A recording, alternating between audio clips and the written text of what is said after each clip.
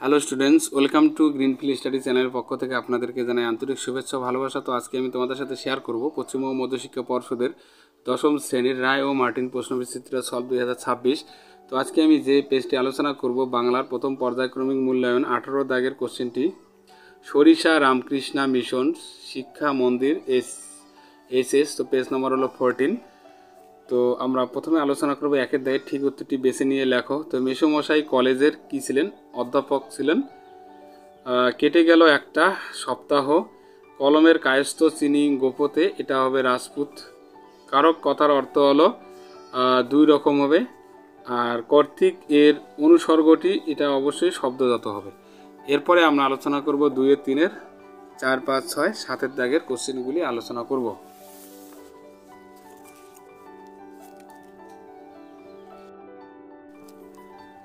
তবে তপনেই বা লেখক হতে বাধা কি? তো তপনের লেখক হতে বাধা নেই কেন?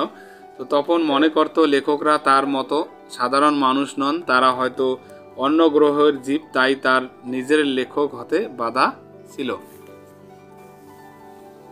এরপরে 2 সমস্ত সমতলে ধরে গেল আগুন, কেন এমন হলো? তো কবি পাবলো নেরুদা রচিত অশোকী একজন কবিতায় ভয়াবহ যুদ্ধের কারণে সমস্ত সমতলে আগুন ধরে গেল। সমধাতুস্করণ কাকে বলে? উদাহরণ দাও। তো ক্রিয়ার যে ধাতু মূল, যেখান থেকেই যদি কর্ম উৎপন্ন হয় তাকে সমধাতুস্করণ বলে। যেমন ছেলেটা কি খেলাই না খেললো।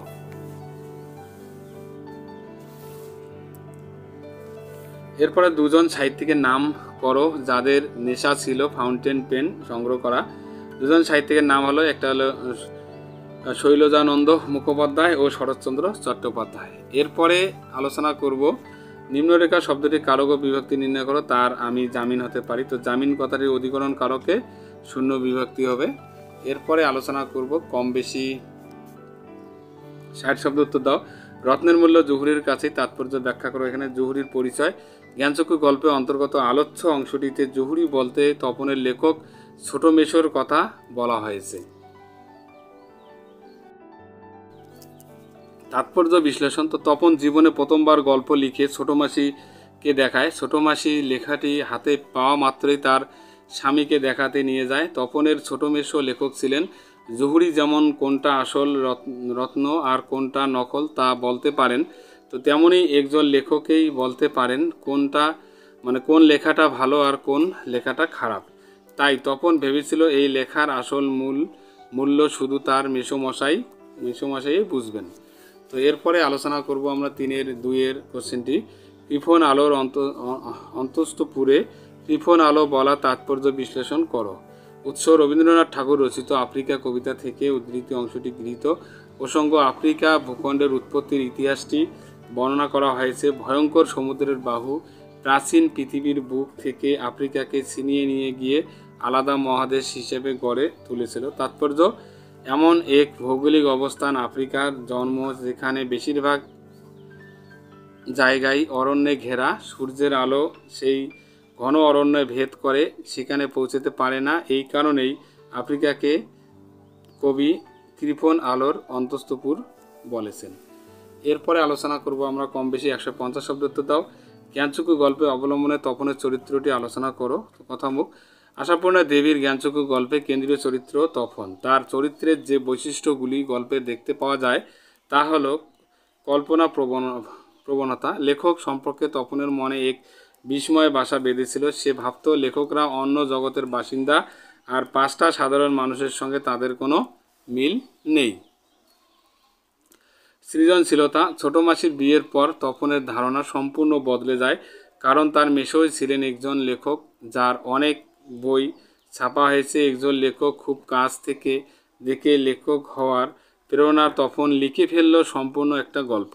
নতুন মেসো সেই গল্পের প্রশংসা করায় তপন লেখক হওয়ার স্বপ্ন দেখতে শুরু করে।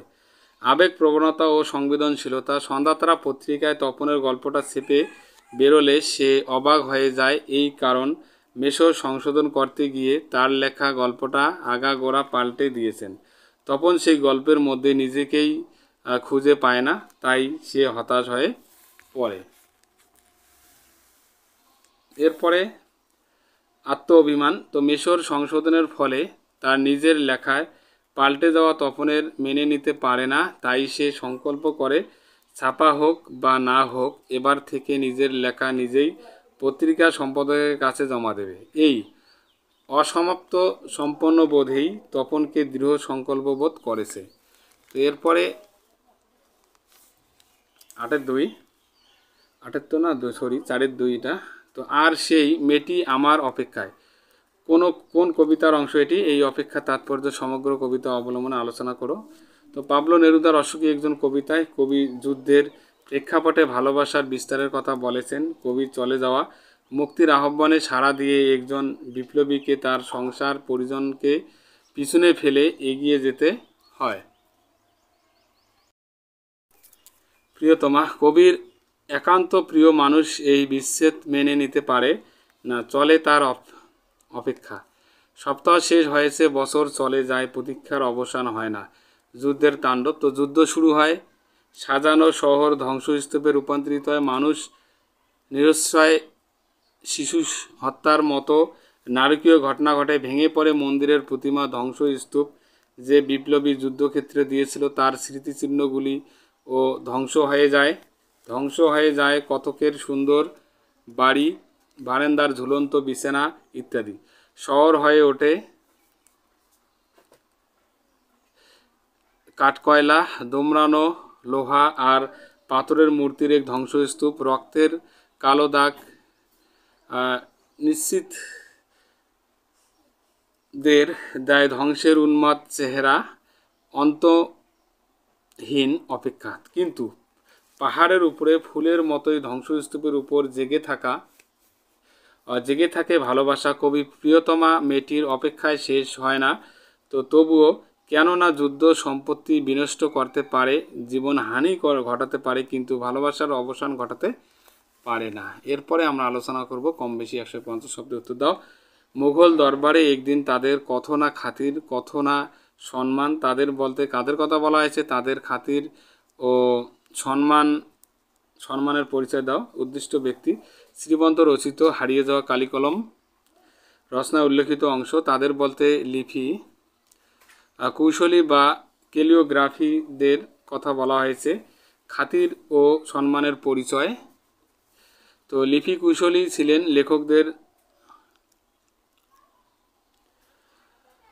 কথায় ওস্তাদ কলম্বাস। আর্থিক অসচ্ছলতা। তো তাদের আর্থিক অবস্থা যে সবসময় ভালো হতো তা নয়। 18 শতকের 4 খণ্ড রামায়ণ কপি করে একজন লিপিকার পেয়েছিলেন নগদ 7 টাকা, কিন্তু কাপড় আর মিঠাই। এক সাহেবের লেখা থেকে জানা যায় যে 19 শতকে 12 আনায় 32,000 অক্ষর লেখানো যেত। সামাজিক সম্মান। তাদের সামাজিক সম্মান ছিল যথেষ্টই, মুঘল দরবারে তো বটেই, সমগ্র এমনকি বাংলাদেশেও রাজা জমিদাররা তাদের গুণীর সম্মান দিতেন, ভরণ পোষণের ব্যবস্থা করতেন। অসামান্য অক্ষর সজ্জা।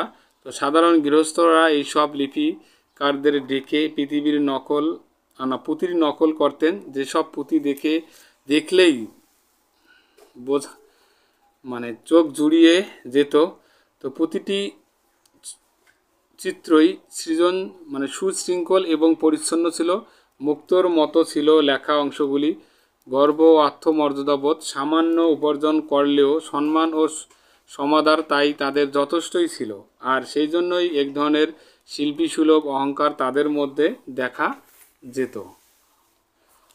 তো পুঁথি যাতে কেউ চুরি না করতে পারে তাই নিয়েছিল সতর্ক দৃষ্টি। খাতির, সম্মান আর আত্মমর্যাদাবোধ মিলে লিপিকাররা প্রায় লেখকদের শ্রেণীতে উত্তীর্ণ হয়েছিল। এরপরে 6-1, 4 বছরের মধ্যে প্রজাপতি ডানা মেলে দিয়েছে। তো প্রজাপতি কি, কার তত্ত্বাবধানে, কিভাবে প্রজাপতি ডানা মেলে দিয়েছে? তো প্রজাপতির পরিচয়। মথিনন্দী রচিত কোনি উপন্যাসের 2য় পরিচ্ছেদে